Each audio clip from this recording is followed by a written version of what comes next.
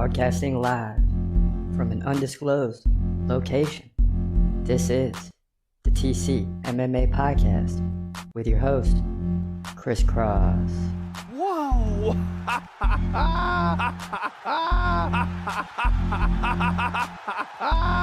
Dana White privilege. Let's go, baby! Let's go! Let's go! Let's go! Let's go, baby!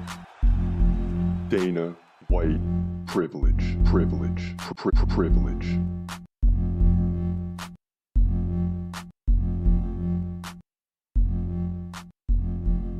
What up, what up? This your boy Chris Cross checking in. This is a TCMMA podcast, aka the Community MMA. We haven't said that in some time. Can't forget.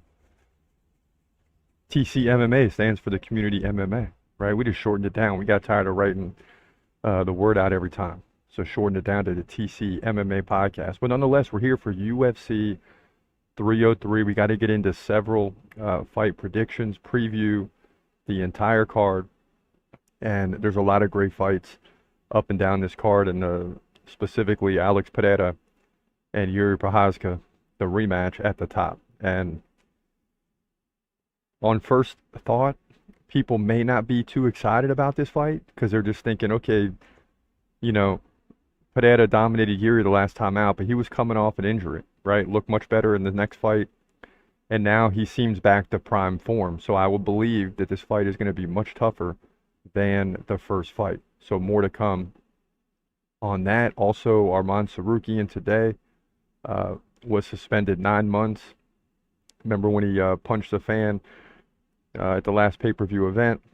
Got the big win over Charles Oliveira. He's in line to fight for the lightweight title against Islam Makhachev, and he can reduce that down from 9 months to 6 months by doing something. Forget what he has to do, but the bottom line is he can easily do it, and it's an anti-bullying message, I believe, and he can easily do it and get it down to 6 months. And you know, it is what it is. This was handed down by the Nevada State Athletic Commission. So that's breaking news today. And, you know, we may or may not get into more of that during the podcast. We want to jump right into the predictions because we got a bunch of them today. And the first fight, Fight 7, it's trending big time, right, is between Cub Swanson and Andre Fili. This is a featherweight fight, a big time fight, and you know, a fight that could really go either way. Just depends on who wants it more. So let's get right into that prediction to kick things off right now. In the featherweight division at UFC 303, you got Cub Swanson coming in at 29-13, ever the veteran, taking on another veteran in Andre Fili, who comes in at 23-11. Now, Fili's a tall guy, right? He's 3 inches taller than Cub Swanson at 5'11". He's 33, and Cub Swanson, unbelievable, he's 40 years old and still fighting. Fili has a 4-inch reach advantage, 74-70, but they both stand right-handed. Cub Swanson is more active, 4.7 significant strikes compared to 3.9 for Andre Fili. So you're looking at about a 10 significant strike advantage throughout the fight. Now, Fili can land more takedowns, 2 takedowns over the course of 3 rounds compared to just 1 for Cub Swanson. So Cub Swanson's going to have good takedown defense, and he's right about average at 61%. So he's likely to give up some takedowns here. Coming off the win over Hakeem Dawodu by decision. He did have a takedown, but trailed 95-77 in significant strikes. Before that, he lost to Jonathan Martinez by second round KO. He trailed in significant strikes in that fight. But 3 fights ago, he did KO Darren Elkins in dominant form in the first round. So he's won 2 of the last 3. So no signs of really slowing down just yet, but this will be a critical fight. Fili got KO'd by Dan 50K Ige pretty quickly in round 1. Before that, he beat Lucas Almeida by first round KO and lost to Nathaniel Wood by unanimous decision. So this is going to be an interesting fight. And when I look at Andre Fili's takedowns, he's only had 1 in the last 4 fights. So I look for Cub Swanson to come in here and put on a good show. I mean, he's 40, but still, he's looking good for his age. And he's got motivation here, right? He's going for his 30th MMA professional victory, and I think he gets it here. I think he wins his fight by decision. He'll probably have one bad round, but win 29-28 across all three judges by unanimous decision. Mostly in terms of takedown defense, he'll give up that one takedown and lose a round. But the other two rounds and most of the fight, he's going to outpace Andre Fili. This is a good opponent for him to get his 30th to win, and he'll do so, in my opinion, here, featherweight division, UFC 303. Yeah, so it's a big one here in Fight 7. This kind of tells you how good the card is. You can really look at Fight 7 in any pay-per-view setting as you approach the prelim main event. That fight right before, kind of like the co-main event of the prelims, if you will. If that's a good fight, you know it's going to be a good card, and this is certainly a good fight. I just think Cub Swanson, and they're both veterans, but I just think Cub Swanson's going to get the job done. And I see you guys in the chat room. Stay tuned. We're getting into all those fights. What fights will likely go to a decision? That's a tough one. Because in this next one, Joe Pyfer and Marc-Andre Barral, do you think that's going to a decision? Ian Gary, Michael Venom Page, is that going to a decision? Anthony Smith, Brian Ortega, right? These are all fights that could go to a decision, but when you say confident, it's hard to say you're confident that it's going to a decision. Charles Jourdain and Joaquim Silva, I think, may go to a decision. Peyton Talbot is definitely not going to a decision. He's a 16-1 favorite. That's crazy. In the early prelims, you got 4 other fights, like Andrei Arlovsky and Martin Buday. Heavyweight, hard to say it's going to a decision. Very tough card here. And this card was built off of McGregor, you know. Some good fights up and down this card, man. Really. But let's get into the prelim main event next. As we work our way into the main card after that, you got Joe Pyfer and Marc-Andre Barral. And this is going to be a middleweight division fight.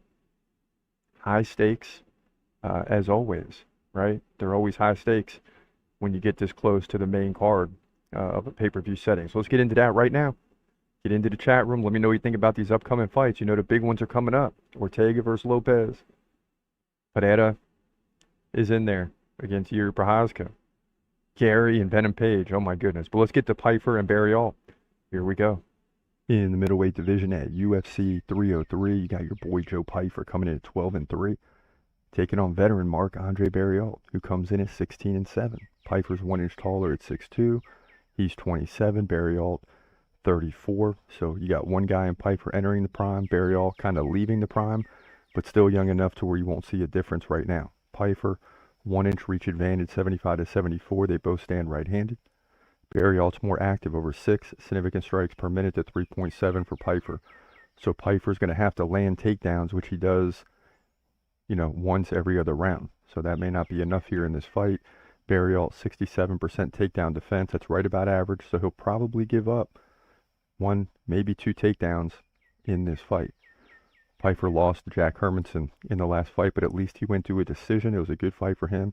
He trailed 121-92 in significant strikes, and before that, he ran off 4 straight wins against Abdul Razak Al Hassan. That's a big one by submission. Wow. He beat Gerald Meerschaert. That's a big one by first round KO. And Alan Amadovsky as well as Ozzy Diaz. So 1-4 in a row, and then have a rough fight setup or opponent in Jack the Joker Hermanson. So he's just being put in positions where he's going to get better and better. Great matchmaking setups here for Joe Pyfer. Now, Marc-Andre Barral lost to Chris Curtis by split decision in the last fight. It was 140-122 in significant strikes. So again, Barral's very fast-paced. He beat Eric Anders by decision, 95-83 in significant strikes. He led. And Julian Marquez, second round KO. And check this out, 109 significant strikes for Marc-Andre Barral to 82 at that point, just in the second round. So if that goes to a decision, he's approaching 200 significant strikes. So this is a very active fighter against a fighter in Pyfer that's getting better and better. Barral's probably going to dominate on the feet.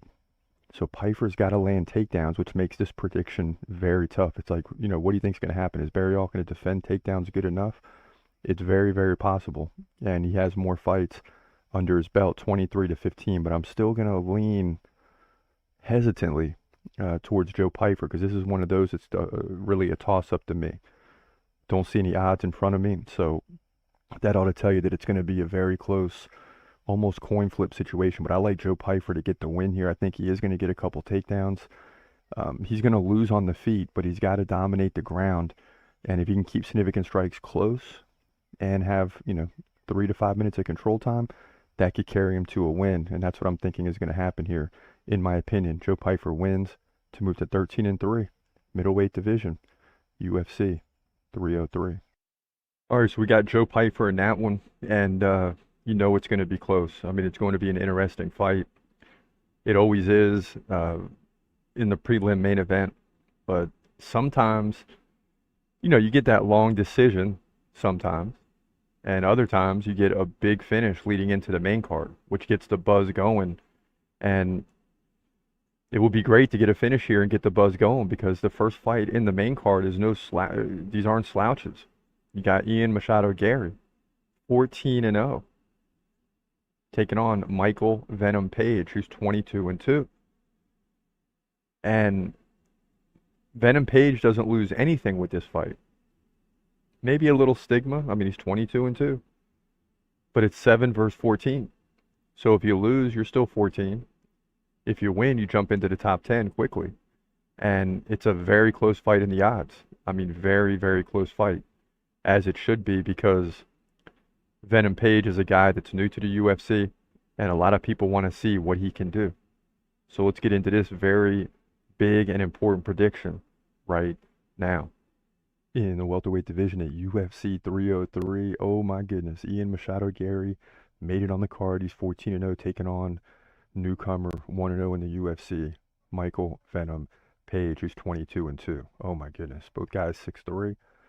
Ian Gary 26, Page 37, but lots of experience, right? Page has a long reach, big advantage here, 79-75, so 4-inch reach advantage. Page is a switch stance fighter. Gary fights right-handed. Both guys want to stand and strike. Ian Gary over 6 significant strikes per minute. Venom Page 3.1, but he slows down his opponents, and that's his advantage here. Hoping to slow down Gary, but it's going to have to be a lot. Ian Gary, 70% takedown defense. That's good. In the UFC, remember he's 14-0, but in the UFC, beating Jeff Neal by split decision, Neil Magny decision, D-Rod by KO, Song Keenan KO. But if you look at it, right, he won 2 fights by KO and then 2 by decision against good fighters. So he's slowing down a little bit, but he's still dominating, right, against Jeff Neal, 67-46.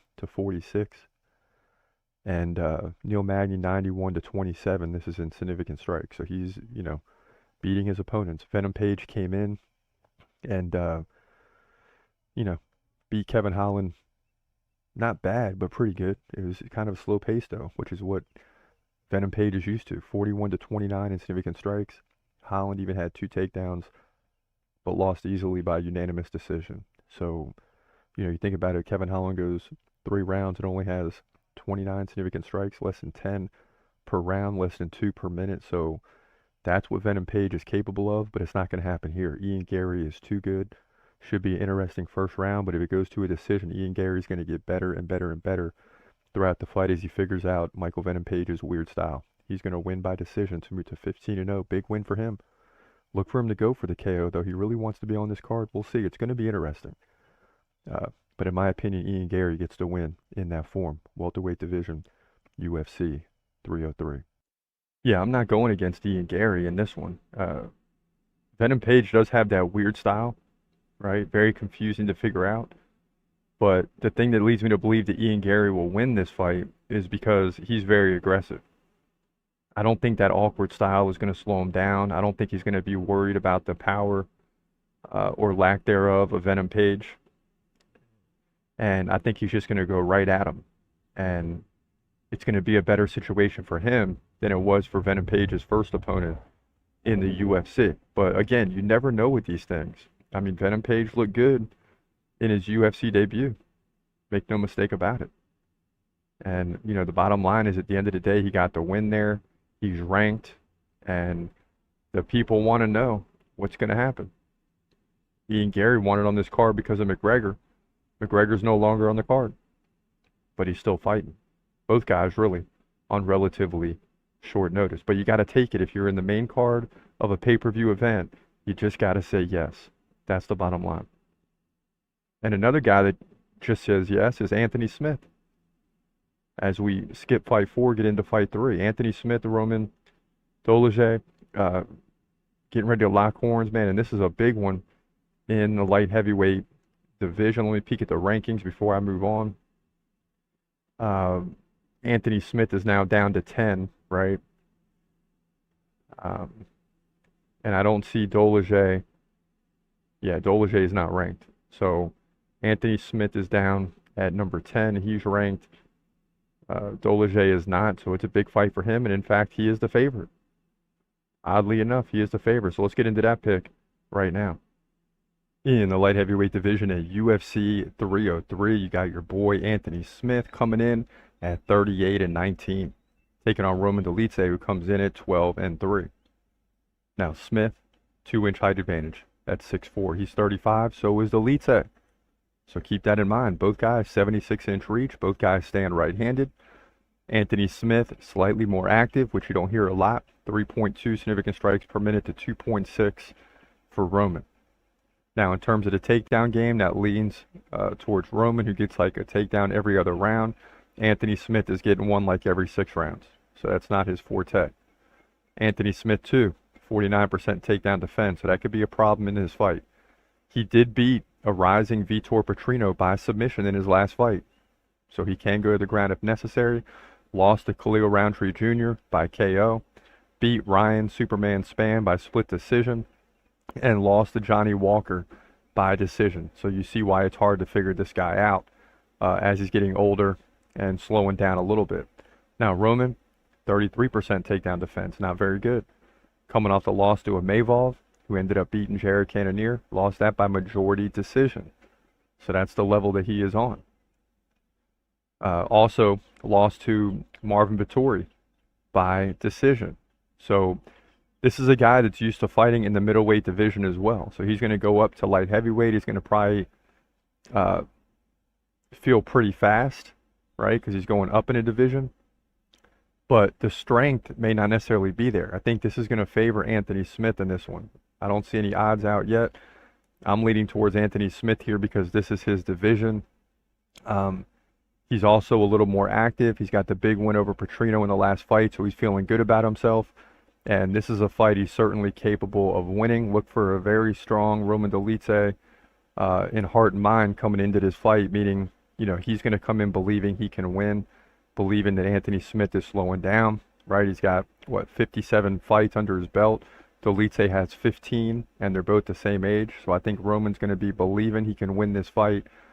But this is Anthony Smith's division. He's going to be a bigger guy, should be stronger. He's got to cut weight to get down to 205. Delite's probably trying to put on as much weight as he can to get close to 205. So by fight time, you're looking at 215 pounds versus 205 in favor of Anthony Smith, and I like those odds. I think Anthony Smith gets the job done, whether it's on the feet or on the ground, to get a unanimous decision victory here to move to 39-19. One win away from 40. Light heavyweight division, UFC 303. Yeah, it's hard to go against Anthony Smith when it's his division, right? And Roman Delit is coming up. It's like he's going to have to prove himself for me to pick him in later fights. You know, that's the bottom line. And I see Night King in there, how Poatan will win. We're going to get into that. Khamzat Chimaev has cancer. I didn't see anything on that. But, you know, of course, I'm going to look it up real quick. You know, and I'm not seeing anything on that just yet. Dana White offers potential new fight date for Khamzat after UFC Saudi Arabia withdrawal. Looking at UFC 308 for Khamzat's Octagon return. That's in October. And no word on who will actually fight, though. That will be Abu Dhabi. I'm hoping Khamzat wants to get in there quicker, but I'm sure the UFC is going to want to give him time to heal to make sure. But as we go up to the co-main event, We'll circle back to that here in a moment. Featherweight division co-main event. You got Brian Ortega and Diego Lopez, one of the two. I'm gonna lean towards Lopez. Could be right, could be wrong.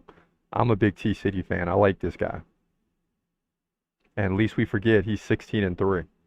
He's saying though after this he's going to lightweight. There's no future title fight in this division. He's saying, you know, and he's a guy that's ranked 3, and he's got to fight number 14, the Brazilian Diego Lopez. So it's rough, man. You know, because this division with Topuria and what is it, Volkanovski going to rematch maybe? Max Holloway's still in there. It's just a very tough division where guys have had title chances and are not probably going to get any more anytime soon. So it's very confusing. And I understand completely where T-City's at. I understand completely. But nonetheless, it's still a big fight, and he's got to hold serve here. Let's get this fight breakdown right now. In the featherweight division, your co-main event at UFC 303. You got Brian Ortega coming in at 16-3, taking on Diego Lopez, who comes in at 24-6. This is American versus Brazilian. Now, Lopez, 3 inches taller at 5'11". He's 29. Ortega, 33, still in that prime window.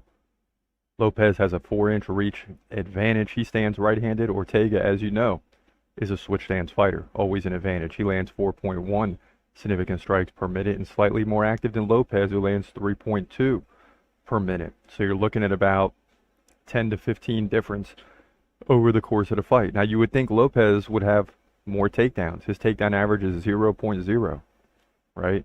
So he doesn't land many takedowns. Ortega can get one like every 3 rounds. So he's not a big takedown specialist either. Now, T-City, Brian Ortega, 57% takedown defense. That won't be a problem here, right? He did have 3 takedowns against Yair Rodriguez in a dominant performance, which led to an arm triangle submission. Before that, he lost to Yair by KO and Volkanovski by decision, and beat the Korean Zombie, a.k.a. Chan Sung Jung, by unanimous decision. So 2-2 in the last 4. Now, Lopez has run off 3 in a row, and a very impressive win in his last fight against Sadiq Youssef, which led to a first-round KO. He also KO'd Pat Sabatini and submitted Gavin Tucker. Right before that, he lost to Movsar Evloev and Joe Anderson Brito. So he's fought some tough opponents. He's got some experience. But let's be real. I'm not going against T-City. I like Brian Ortega. I still think he's one of the baddest featherweights there are in the division. You know, and right now the odds favor Lopez, believe it or not. But listen, I'm going with Brian Ortega. He's more active. He's a switch stance fighter. He's still in the prime. Okay. He can land takedowns if things get difficult on the feet.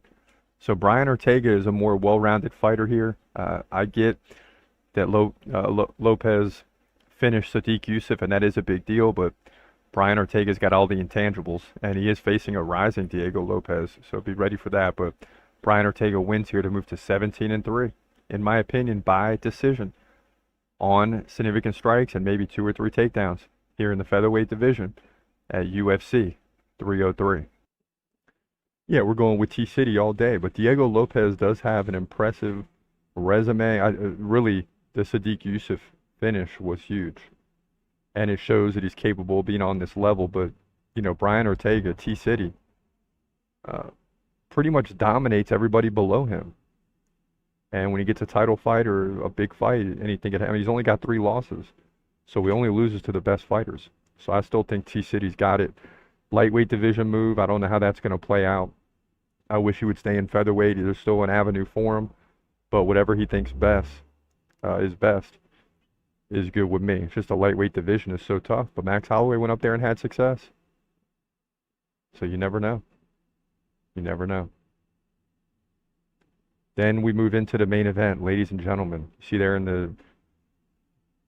the chat poll, 83% believe Alex Pereira is going to win this fight. I tried to be careful with this prediction as well because Jiri Prochazka is going to be much better than he was in the last fight. And you see here in the dude list, Alex Pereira, number 4. right? Jiri was up there before they fought the last time.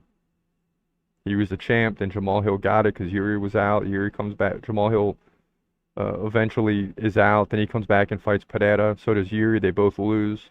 They're both coming off an injury, so Pereira's looking great. And now you're going to get a much different situation against number 12, Jiri Prochazka, on the dude list. It's going to be a much different situation because Jiri's going to be much better. And I think this fight plays out in a whole different way. I'm not so sure that Jiri's going to win. I don't know. I mean, it really could go either way, but I know Jiri's going to be much better than people think. And we tend to look at the last fight, but in this one, you can't. You just can't because it's going to be a different situation, a much better Jiri Prochazka. So let's get into that pick right now. In the light heavyweight division, for the light heavyweight division title at UFC 303, you got Alex Pereira, the current champ, coming in at just 10-2. Sounds crazy. He's got 2 belts. He's just 12 fights in. Takes on Jiri Prochazka in the rematch. Jiri comes in at 30-4. Pereira 1 inch taller at 6'4". He's 36. Jiri's 31, right in the prime. Jiri has a 1 inch reach advantage, 80-79. Both guys stand right-handed. Jiri has a striking advantage slightly, at least in terms of activity, 5.8 to 5.1 significant strikes per minute, and neither guy is really looking to take this fight to the ground. Now, in a lot of other situations, we don't have an actual fight between the two fighters to look at, but in this one we do. When they fought, please remember that Jiri was coming off the injury, and a lot of guys like Chris Weidman and Jamal Hill did not look good in their first fight after the injury, but how did they look in the second fight?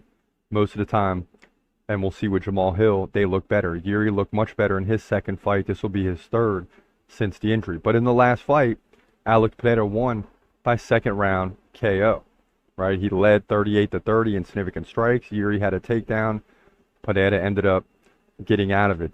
That fight went down at UFC 295. This is UFC 303.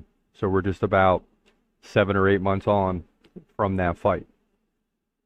Now, Jiri came back after the loss and beat Alexander Rakic and looked good. KO'd him in the second round. He led 69-58. Also had a takedown. So, you know, that's the thing here. And right, Rakic was coming off the injury. So guys that are coming off the injury, at least in the last year or two, have pretty much all lost that first fight. And then they tend to look better. I expect Jiri to look better in this fight. Is he going to win it? That's a different question. As much as I like Jiri and want to see Jiri get the belt back, I got to be realistic here and go with Alex Pereira. Will I pay for this and be 0-2 in this series? Very possible, because Jiri is going to be much better, no doubt about it. But Alex Pereira is the champ. He continues to beat everyone in front of him, minus 2 people. But in the UFC, he looks almost darn near unstoppable. I like him to win, but this time it's going to be a much closer fight. It may even go to a decision. But Alex Pereira wins to move to 11-2. This guy is phenomenal. He'll keep the light heavyweight division belt, in my opinion, here in the light heavyweight division at UFC 303. And it's tough to say that. It's tough to even hear myself say that Alex Pereira is going to win because I would love to see Jiri Prochazka win. But Pereira just seems dominant. I mean, yeah, Adesanya got him in a middleweight fight. It's kind of like Pereira was done with middleweight division. You know, he's moving up where he's stronger. But it's just tough, man, because I think Jiri's got a real shot to win this thing. And what are the odds right now? I see 83% in the chat poll. Right now, the odds are Pereira 1.5 to 1 favorite. Prochazka's almost even. I mean, it's a very close fight. And I think the odds makers know, too, that Jiri's going to be, this isn't the same fighter coming off an injury. Talking about a 1 inch reach difference. Both fight right-handed. Both land over 5 significant strikes per minute. Pereira's 1 inch taller. 36-year-old versus 31-year-old. Prochazka still in the prime. I mean, this is going to be a very, very interesting, much better than people imagine because we're just thinking, oh, Pereira, finished him the last time. But this time is going to be much different. Make no mistake about it. And you got Dirty Reg 22 in the chat room saying at this point, I'm not picking Alex until I see him lose. Picking against Alex, yeah. See, and that's where I'm at. Like, I'd love to see Jiri Prochazka win, but I can't go against Alex Pereira to lose. I just can't. I have to see it to believe it. That's just how I feel. I have to see it to believe it. But if we do see it, I won't be surprised. Put it like that. I won't be surprised one bit. But listen, UFC 303 is going down. We're going to be talking about it all week. Saturday night, we will be live, especially for the final 3 fights. We call them the Big Three. So make sure you join us for that. Can't wait. Can't wait for the main event. Can't wait for UFC 303. Disappointed McGregor's not fighting, but it is what it is. Now, on a side note, we got the Miami Dolphins hat on today. Miami Dolphins are on notice. Last night, my team won the Stanley Cup, and I let out a big scream. If you don't follow me on Facebook, check out that video. Find me everywhere at Crisscross MMA.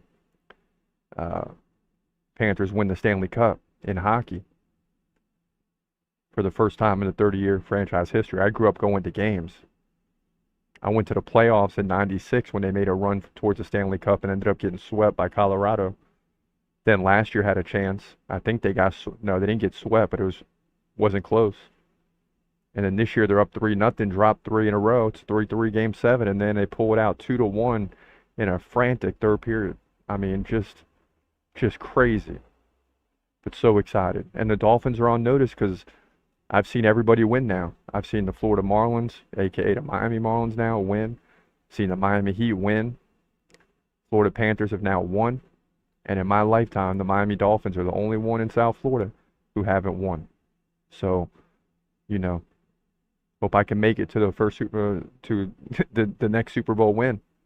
Hopefully I'm around to see it. I hope I am, man, because that's the biggest one of the whole bunch, and it still hasn't happened. But nonetheless, no need to ramble on.